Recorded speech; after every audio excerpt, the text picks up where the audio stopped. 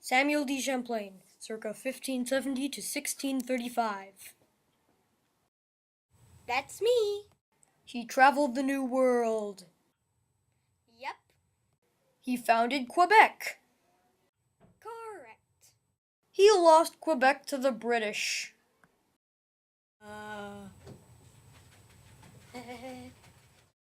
I was born in Brouage in the west of France in 1570, although some accounts date it 1567 for some reason.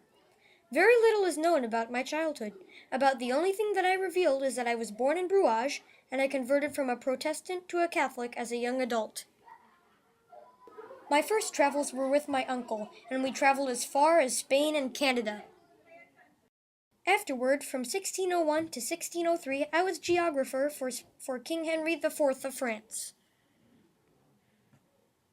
In 1603, I joined Francis Grave Dupont's trip into Canada, sailing up both the St. Lawrence and the Saguenay rivers. I made predictions about the water and geography of the region, and was right almost every time. Everybody was extremely impressed. After that, I was selected as geographer for the expedition of Pierre de Gois de Monts into Canada. We landed in what was to become Nova Scotia, and I was chosen to find a place to set up the settlement. I explored the waters in between Nova Scotia and the rest of what would become Canada. These waters are now apparently called the Bay of Fundy. What a weird name. Anyway, I explored down the St. John River and eventually settled all the way in what would become Minnesota. We spent the river in a fort on an island in the St. Croix River.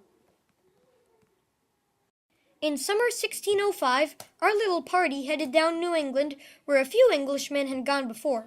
However, I was the first to accurately map the region which would, in my old age, become Plymouth Rock. In 1608, I was promoted to Lieutenant de Monts and led my most famous expedition down the St. Lawrence River. At the end of the river, I founded Quebec, which became a major fur trading place for us Frenchmen. The next summer, in 1609, I attacked the native Iroquois and fought the first of battles to come with those stinkers. They lasted into the 1700s, I hear. In 1615, I led another attack on the natives, this time with the help of the native Hurons. However, even with the combination, we lost. I myself was wounded, hit in the knee by a blasted arrow. I was unable to walk, so I stayed with the Hurons, my friends, between what is now Lake Huron and Lake Simcoe. During this time, I wrote one of the earliest, most detailed accounts of Huron life. When I returned to France, I found myself being sued repeatedly. That was not fun. I spent the next few years writing my autobiography and making my memoirs. Okay, so I didn't make the statue, but I made my autobiography. In 1627, Louis VIII's chief minister, Cardinal de Richelieu, created the company of 100 associates to rule Quebec and placed me in charge. Fitting, really. Annoyingly, the King of England was jealous and attacked.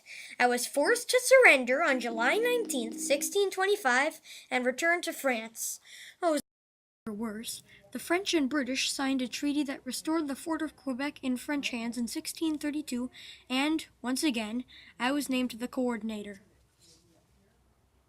Samuel de Champlain's health was failing, though, and he was forced to retire in 1633. He died on Christmas Day, 1635.